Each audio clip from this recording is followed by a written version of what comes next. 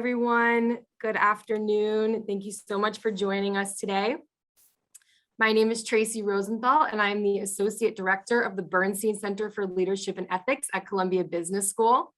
Today's program is a featured event as part of our work with the Reuben Mark Initiative for Organizational Character and Leadership, which leverages the intellectual capital of Columbia Business and Law School to design courses and programs that teach the leadership skills necessary to create optimal organizational cultures. Reuben Mark is the former CEO of Colgate-Palmolive, and he held that position for over 25 years. What separates Reuben from many other CEOs was his ability to set the company up for success long after he left.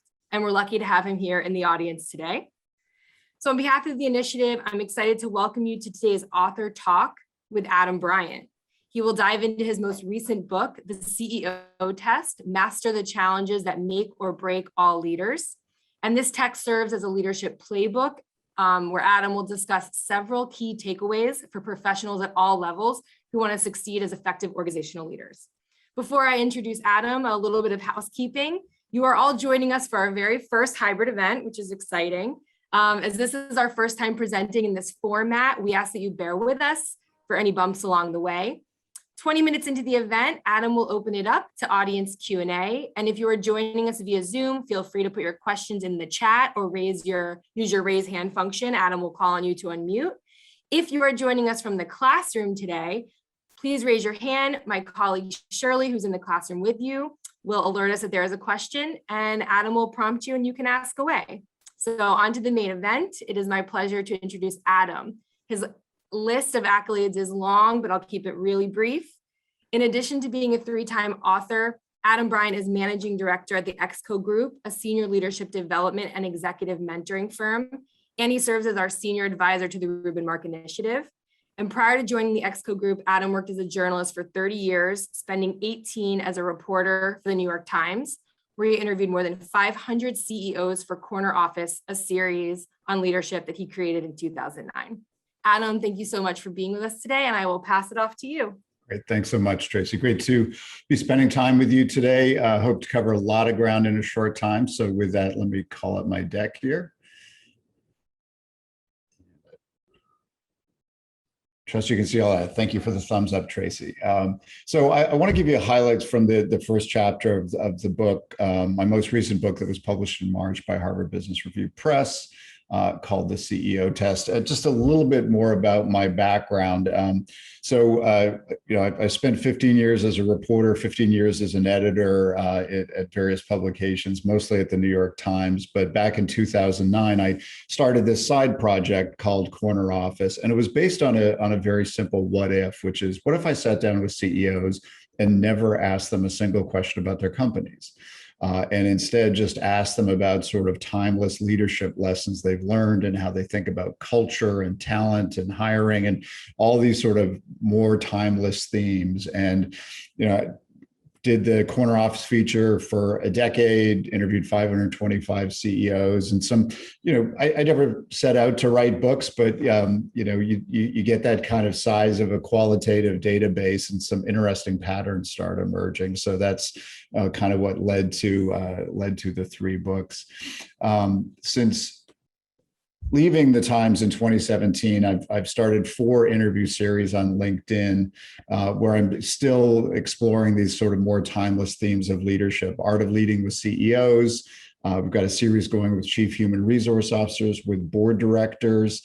And a year ago, we started a series called Leading in the B-Suite, in which we interview prominent Black leaders about race and leadership. I have a partner for that series, a woman named Rhonda Morris, who is the CHRO at Chevron, one of the most senior Black female executives in corporate America. I met her in 2019, and she and I became fast friends. And after the horrific events of last year, including the murder of George Floyd, we thought, is there something we can do to keep the conversation front and center? So please subscribe to the interviews. There's just a lot of great insights that these leaders share. So to talk a bit about my book, I want to share a little bit about my co-author, Kevin Scherer's resume kind of speaks for itself. Just an incredible depth of experience, not only building Amgen, teaching leadership at Harvard. He's continues. I was just chatting with him yesterday. He's still mentoring about 15 CEOs as clients. And in all his roles as board director and mentor, he has personally been involved in about 20 CEO successions. And I met him. He was one of the first CEOs I interviewed for Corner Office. And we stayed in touch. And what we really tried to do was create the more metaphorical T as we approached this book project. That, I was sort of the horizontal part, representing the breadth of my hundreds of interviews. And he was the vertical part, just incredible depth of leadership experience and a lot of Kevin's personal sort of insights and key lessons and sometimes painful lessons around leadership we use as some of the anecdotes in the book. So there, at the risk of stating the obvious, there's hundreds, thousands of leadership books out there already. And we did a lot of work up front to just be really clear on how we wanted to contribute to the conversation. And these were some of the core things that we put on the whiteboard before we started, just because I think framing is so key in terms of books. And this first one is captured in the subtitle of the book. Just what are the most critical challenges that make or break all leaders, not just CEOs. The book is called The CEO Test, but it's not just for CEOs. It's more framed around what are the universal challenges of leadership, and then what can we learn from CEOs about how to address those challenges and provide the kind of playbook. We really like this idea of ROI, that as if you want to become a better leader, right? There's probably 300 different things that you could focus on becoming better at as a leader. But we really wanted to distill down to sort of 7 things. If you focus on these 7 things, that you will see a bigger impact, a bigger return on your investment of time and energy in becoming a better leader. So these are some of the goals when we set out. And these are ultimately the 7 core tests of leadership that we landed on. We probably started with about 300 of them, and we kept winnowing down the list and looking for themes that kind of nested inside each other's, but ultimately came down to these 7. And I want to focus and give you kind of a quick sprint overview of the key insights from the first chapter around this idea of strategy. And my goal for the sort of next 20 minutes is to provide you some insights that wherever you are, at whatever level you are in your career, just whatever meeting you find yourself in when strategy is being discussed, that you feel like you can be a bit smarter about that conversation and contribute to it in a more meaningful way. So that's my goal for these next 20 minutes, and I'll let you be the judge on whether I hit that mark. So these are the first words in the first sentence of the first chapter of the book. Just starts with this provocation from Kevin that he would use often when people came into his office to pitch him an idea. He would just sit back and say, well, what's the big idea? And so what? And the point that he, of this provocation was to push people to get to the essence of what they were trying to tell him.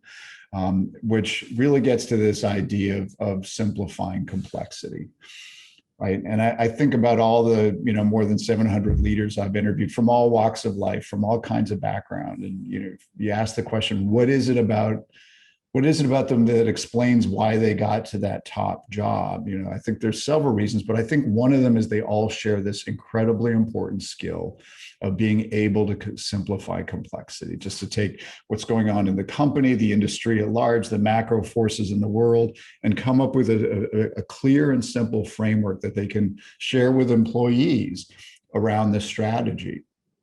So I think Kevin's point here, the last sentence is so crucial, that it is a leader's job to simplify complexity and be right, of course, no pressure, but that's what a leader's job is.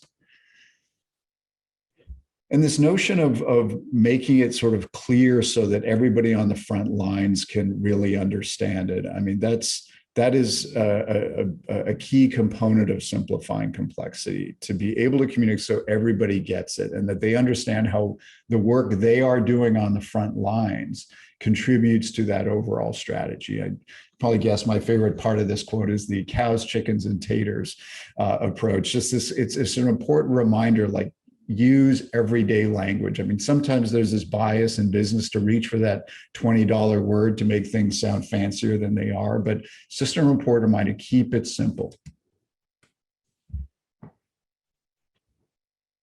This is another key insight. So Don Knaus was a former CEO of Clorox, serves on many boards, but just this idea, this core aspect of simplifying complexity, to focus on what a company's competitive advantage is. Because in all the work that we do with leadership teams, I have found, and Don talked about this as well, that sometimes companies can get very inward looking.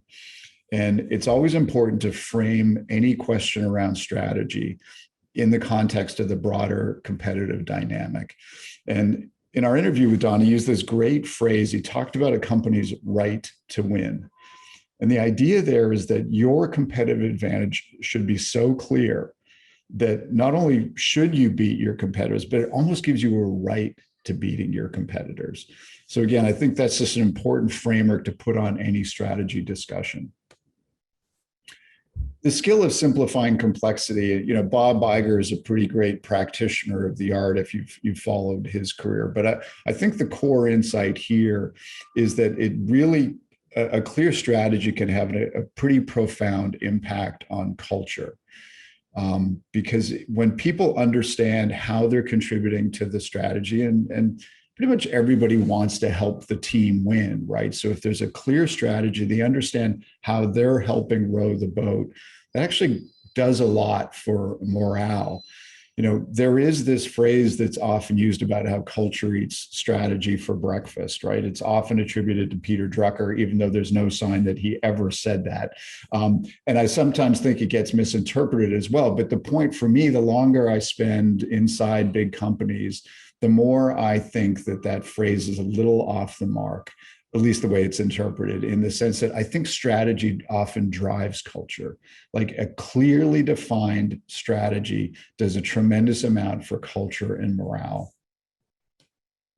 So what does this idea of simplifying complexity look like in practice? And there's a good example here from Bob Iger. So interesting backstory, when he was campaigning for the CEO job, he was an internal candidate. The board was actually kind of leaning towards getting somebody from the outside, but he kind of campaigned on this sort of 3 bullet points of what his strategy was going to be and what he was going to focus on as a CEO.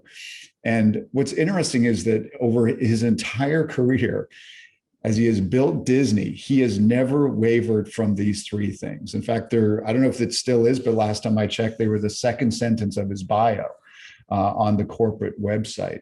And there's a bit of a joke inside Disney that if you say, Bob, how was your vacation? He will say, great content, global expansion, embrace technology. He's just sort of this relentless repetition. And you can imagine yourself working at Disney. It's like you're probably working on one of those 3 things. Right. And this idea of simplifying complexity, it is such an important sweet spot. It's not oversimplifying. It's not making things simplistic. It's simplifying complexity. And that is the art form, because it is very easy to look at what Bob Iger says here and say, well, what else would it be? Like, isn't that obvious? And sometimes, it might be. But here you look at that and you say, well, these have actually been the through lines of Disney's growth strategy, and he has made good on all of these. So to me, that's a big part of the art form of simplifying complexity, is that, again, that sweet spot of simplifying, but not oversimplifying. So why is strategy so difficult? And the longer I've spent in my sort of new career after 4 years working with big companies in my consulting role, I've come to realize that part of the problem is that the word strategy itself is not universally understood in the same way by everybody. I mean, I didn't go to business school. My training is as a journalist, but I've come to understand that the word strategy itself is kind of like a Rorschach test, a classic ink blot, in the sense that it means different things to different people. And so what are some of the patterns that I've noticed when we work with leadership teams and say, tell us about your strategy? And I sort of frame it in terms of altitude. You say, what's your strategy? Sometimes people go to a very high level, right? They share their strategy, and it's almost just a description of what the company does, or could be what any company does, like pursue high value opportunities. And it gets up into this sort of mission and vision and purpose statement, which like have their place, but it's not really a strategy. At the other extreme, companies often dive down into pretty, in the weeds, like low altitude when you ask what your strategy, and they just start sharing with you lists of priorities and initiatives for the next quarter.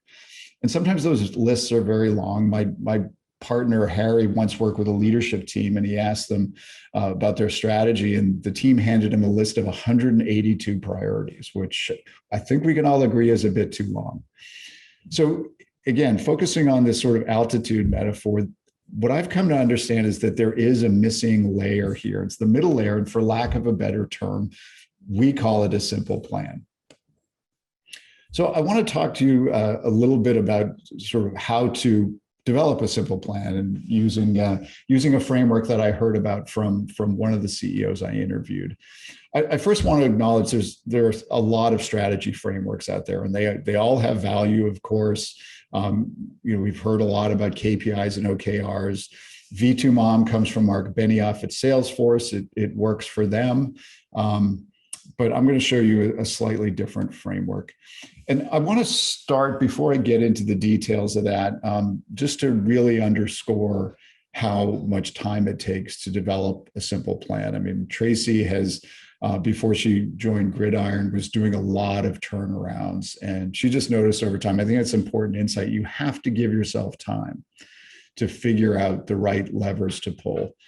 Because if you get them wrong, then you're going to be incentivizing the wrong behaviors, right? And this goes back to the thing that Peter Drucker actually said, which was what gets measured gets managed.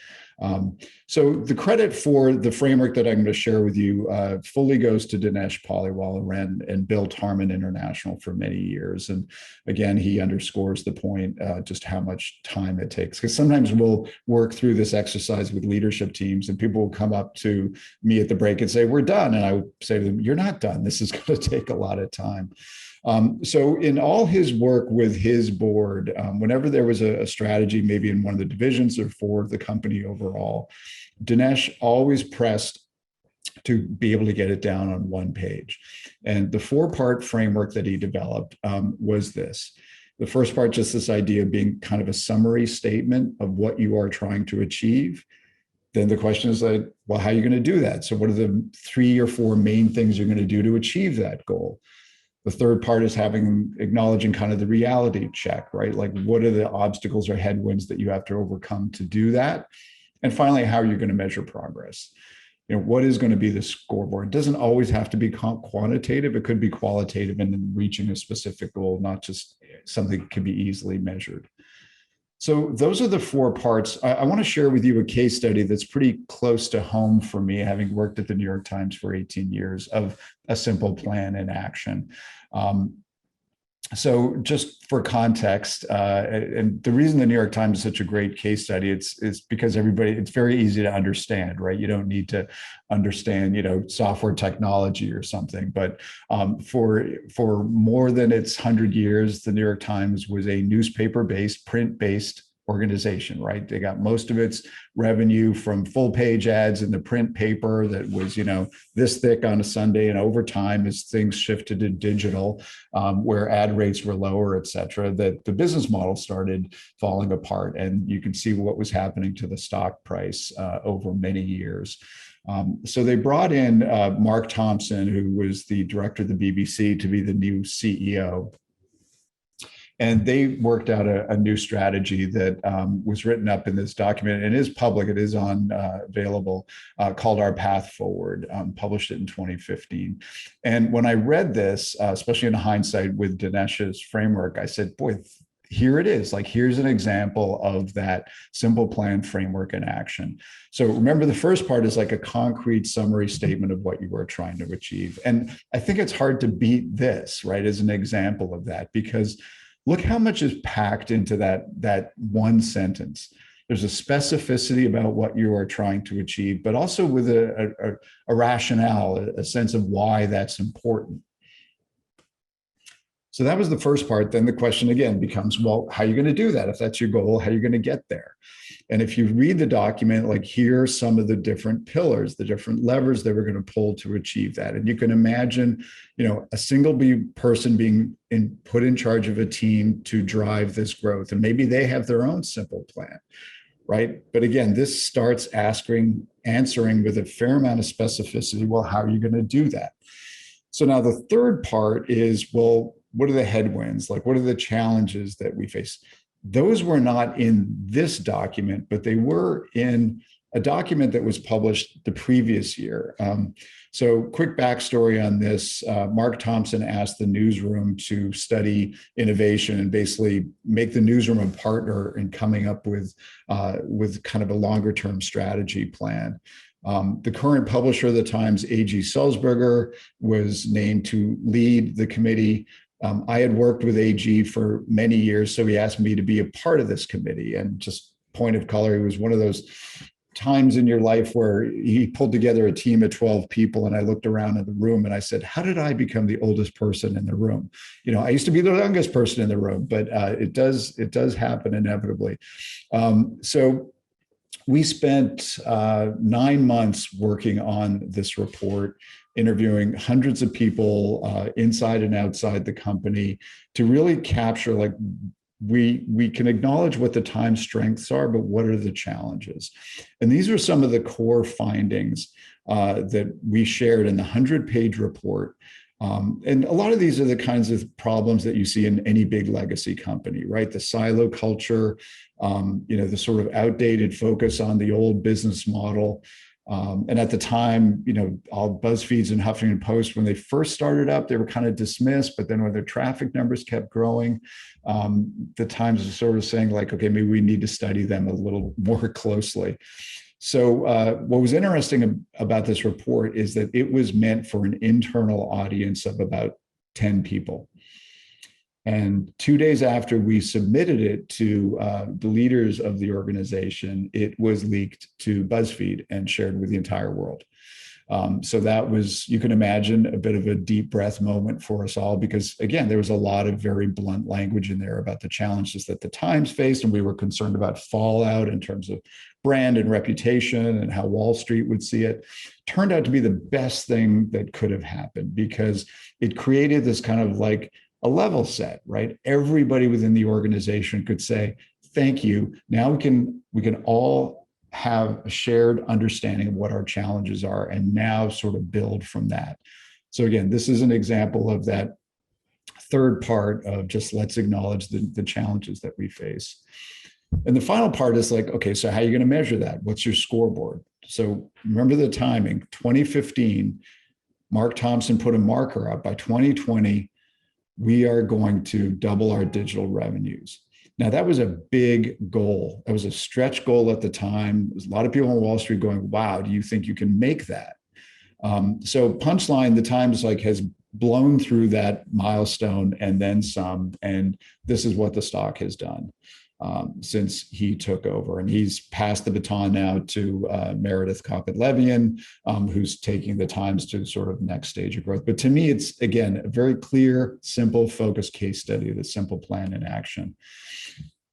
This is an important insight from Ron to me. It's like when you're developing a strategy, it's just a reminder, like it's not supposed to be some crystal ball, especially the way the world is right now and is going to be forever with a lot more uncertainty. You can't pretend that you know how the future is going to play out. But by having a clear and simple plan, it puts you in a position of being able to adjust more quickly on the fly if you need to.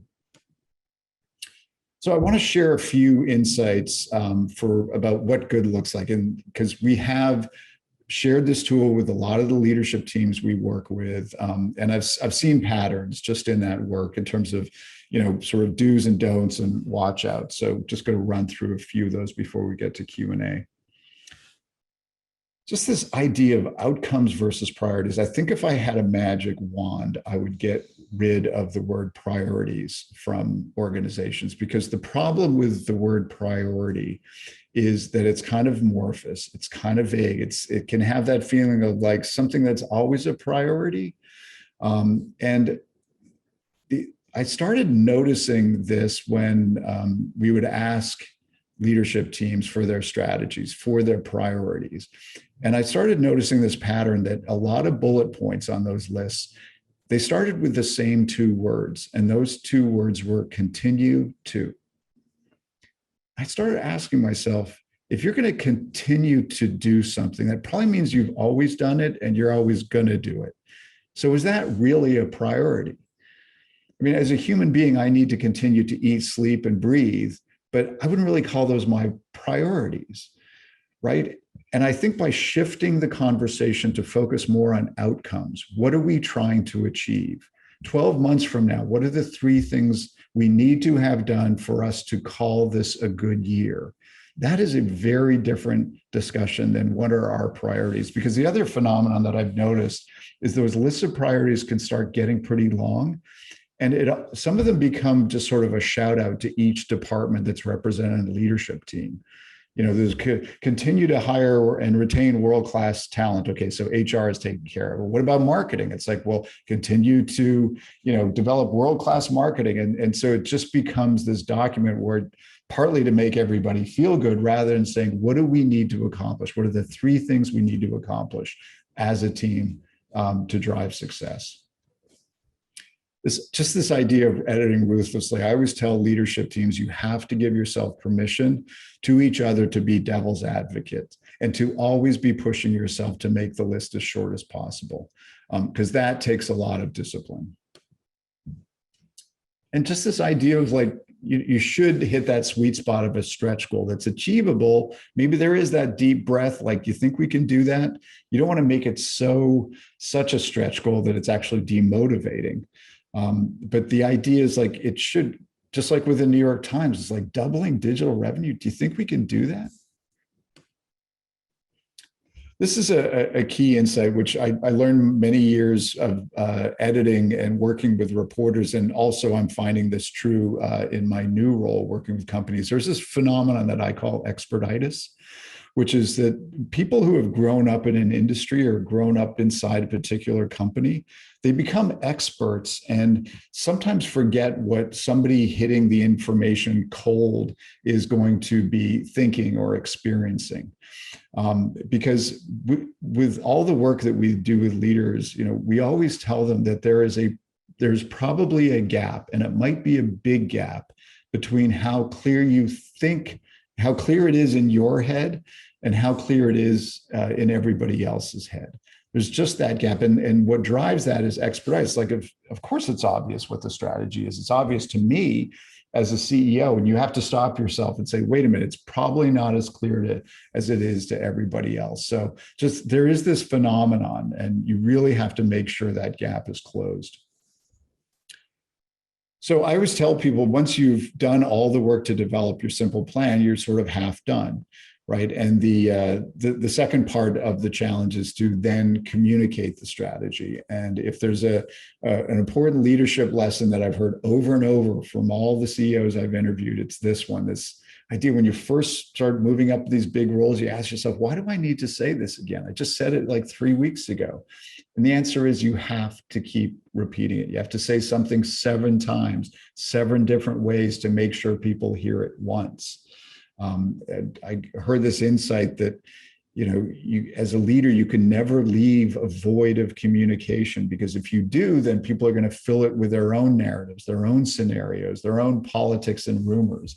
And so as a leader, if you ever find yourself wondering, why do I need to say that again? It's because you're in competition with the void. And I'm a sucker for a good metaphor. Laurel ran the WNBA. She's now one of our mentors at our firm. But just, I love this metaphor she uses. As a leader, part of your job is get all the bunnies in the box, right? You get everybody aligned. Okay, everybody clear on where we're going. And then you turn your back and the bunnies start jumping off and going in their own direction, which is partly just human nature, right? People start thinking, creating their own narratives about how their part of the business is driving the overall strategy. So there has to be that constant work to keep everybody aligned. So again, these are the 4 parts of the simple plan. Hope that's clear. And I'm going to stop sharing my screen and come back to the group, and would love to hear your questions. And maybe before we jump in, I could just, Reuben, can I call on you to add your 2 cents as a CEO for 25 years and worked your way through a lot of strategy documents? Would love to hear sort of how you think about strategy. And I see your mute button's on, so if you could turn that off before you give us your thoughts. Okay. In keeping with what you're saying about making things simple, I think everyone listening should listen to you. Okay, no, seriously, the simplicity and the communication of that simplicity with very carefully worded speaking and writing is vital. We've all played the game of rumor, where you start something in a room and go out, and by the time it gets back, it's absolutely indistinguishable. The same thing happens in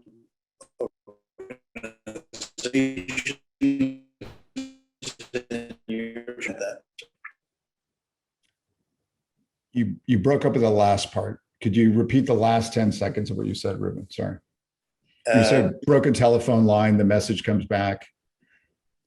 Yeah, I use this as an example of the game of rumor that you play, and as it goes around the room, not more than 8 or 10 people, it becomes so disfigured and wrong that it's astounding, and that happens in organizations regularly. It happens in politics too.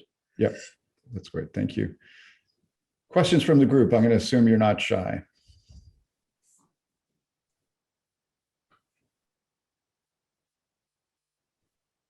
Hi, can you all hear us? I've got one question in the classroom. Yes, thanks, Shirley. So it's interesting how you said or had a critique on the fact that culture eats strategy, and I'm wondering what your thoughts are sort of on Safi Bakal's statement that structure eats strategy for lunch that structure eats culture for lunch.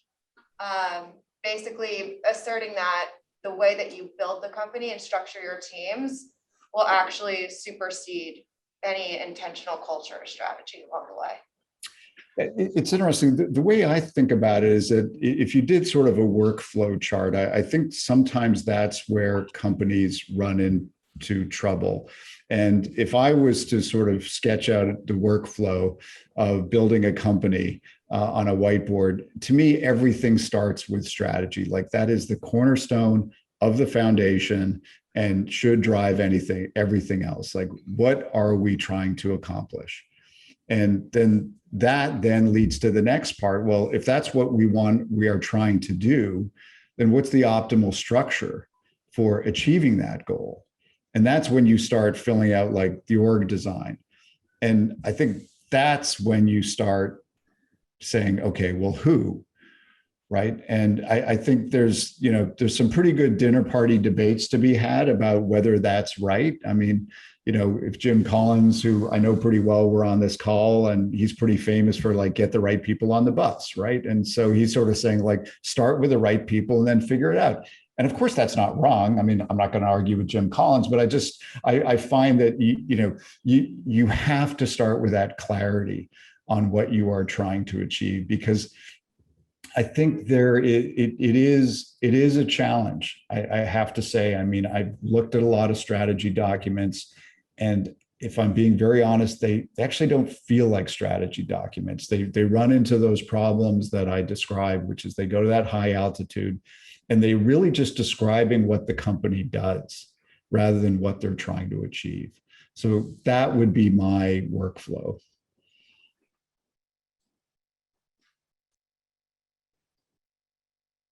Adam, it looks like Juan Carlos has his hand raised. Great. Hi, Juan. Oh, thank you. Yeah, in marketing, we're taught to take that competitive advantage and turn it into a slogan. Am I hearing something, your example of Bob Iger, am I hearing that slogan? Make it simple. Yes, and I think the art form is making it simple, but also specific, and that it feels concrete, that it feels tangible. part of the context is this moment we're living in the past 18 months. I'm reflecting on often just how much incredible change we're living through right now in terms of like the nature of leadership, the nature of work, the role of organizations in society. And I think one of the things we've seen over the last 18 months has been an incredible sort of stress test on companies in terms of their culture and their values and all the statements that they're making, right? And I think there may have been latitude given before of like, that sounds good. Yeah, let's go with that. But I think what we've seen is a lot of sort of more demands being made of leaders. Sort of, I know you say that, but what does that actually mean in practice? And what actions are we seeing that are going to back that up? And so, just this idea of like language and business and, I saw an article the other day that some companies are appointing a chief purpose officer. And, like, I wonder what that looks like. And, we see sort of purpose statements and some of them feel concrete and unique to that company. And others feel much more like empty calorie phrases. Some variation of make the world a better place, which the HBO series Silicon Valley has skewered over and over because a lot of companies like to use that as their purpose. So I guess my broader point is that I just think that the demands on companies to be more concrete, that when they are making statements about values, about purpose, articulation, there's just much more demand right now that it has to feel concrete and specific. And secondly, is that there cannot be a gap, a shadow between the walk and the talk. If you're going to make a statement, you better back it up now, because if you don't, people are going to call you out. And we've seen lots of headlines of examples about that, which ultimately I think is great, right? Anytime we can close the gap between the walk and the talk in organizations, I think is a good thing. Thank you very much. Adam, we've got one more question in the classroom. Great. Thank you, Adam, for the wonderful presentation. Maybe there's something you mentioned in passing on the influence of the CEO personality in driving the company.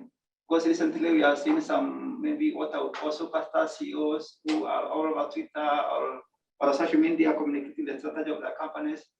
And then we have other traditional CEOs who maybe do things on the traditional way. So how would you gauge the CEO personality in driving the company?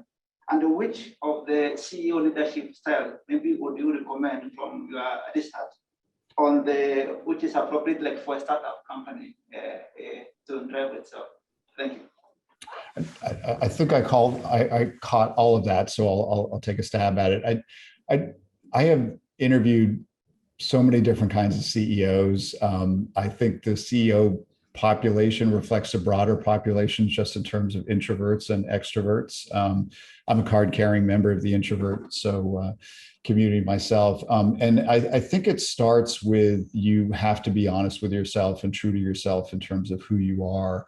And adjust your leadership style accordingly. I mean, I've talked to a lot of introverts who they don't do the big rah-rah, all hands meetings. They prefer to do much smaller group sessions, right? So I think you have to start with who you are. And I don't think that one is necessarily more effective than the other. I think a super charismatic CEO actually presents challenges because they can overwhelm the environment that they're in. So I don't think there's one right answer. If I heard the earlier part of your question accurately, I do think there is much more of an expectation now for CEOs to have opinions about what's going on in society more broadly and to be responsive on social media to things. There is this moment that we're in that I feel like a lot of society's challenges are rolling past the door of government agencies and rolling up to the front door of companies to solve. And so as a leader now, you almost have to be like a politician insofar as you have to be prepared to answer question on almost anything. And that creates an additional burden for leaders right now, because I think we're in this age. My shorthand for it is what I call, we're living in sort of the what about age. So if you imagine yourself as a CEO on a stage in an all hands meeting, whether it's virtual or real, you have to be prepared for almost any question where the employee is saying, like, what about this? What about this issue? What about that issue? What are we doing about this? And this is something that companies are grappling with in real time, because we're in this moment where employees increasingly feel like they have to, they should have not just a voice in the company's policies, but even a vote in the company's policies, as if companies were like democracies. And if leaders and companies are just going to be reactive, it's not going to end well. And I think the most forward-looking companies and leaders decide upfront what they stand for. As an organization, they might pick sort of 3 issues. I interviewed Chip Berg, who's the CEO of Levi's, and their 2 big ones are gun control and immigration. And they're unapologetic about it. And they say, this is why we care about those issues. Chip says, this is why I care about these issues personally. And at that point, it's kind of up to the employees to decide whether or not they want to work there, and basically say, like, it's fine, you don't have to work here. And if you disagree with us on these issues, then you can find another place to work. But that's a way to cut through those discussions. Because if people are saying, like, what about this? What about that? You just go back to, like, we've been very clear. These are the issues we care about. This is why we care about them and what we do about them. And we're going to focus on these. And if you want to focus on those in your personal life, that's fine. So I hope I answered some of your question, if not all of it. But Todd, I'd love to hear from you. You're on mute, Todd. Thank you very much for the presentation today. I echo Reuben's point of this being simple and powerful in its simplicity and the way you presented it. You have interviewed so many of these CEOs, and now you have an audience of potential future CEOs and future leaders. What is the path between now and then for folks here? What do you think they should most take advantage of in their business school and law school education? How do they kind of practice or prepare themselves for what you've been preaching? You have Professor Akinola, Professor Brockner, who teach much of this subject matter. Obviously, I teach a lot of this subject matter, but we don't have a course called Simplicity. We don't have a course called Listening Skills.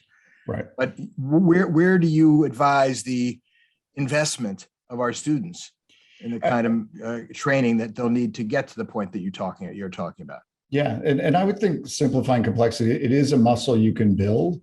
And I think you can build it in all aspects of your life, just because you go about your day, and always be on the lookout for examples of people doing it well, and be careful to be on the lookout for examples of people not doing it well, and then ask yourselves why. And in your own work, always be pushing yourself. Can I turn this 2-page memo into a 1-page memo, a half-page memo, and just keep pushing yourself. And whether it's almost like doing push-ups every day or sit-ups, but just keep pushing yourself and be on the lookout for role models. I think that's a key thing.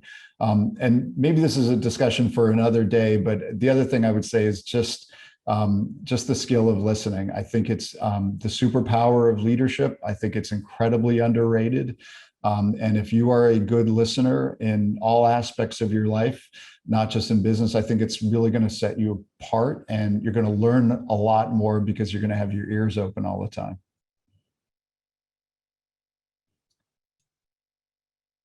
Can I weigh in on that?